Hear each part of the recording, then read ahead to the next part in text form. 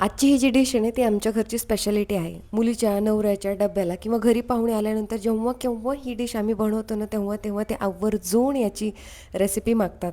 ही जी dish आहे ना मला माझ्या सासूबाईंनी शिकवली होती. बनवायला खूप सोपी आहे.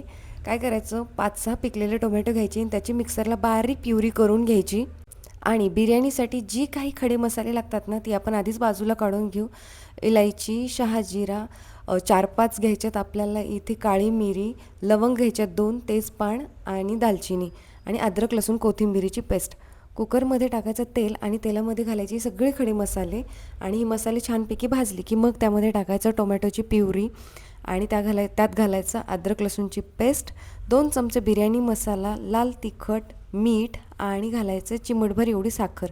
एवढं सगळं घातल्याच्यानंतर त्याला व्यवस्थित मिक्स करायचं आणि तेल सुटेपर्यंत या मिश्रणाला आपल्याला कुक करायला ठेवून द्यायचं. एकंदरीत हे मिक्सर असं झालं पाहिजे.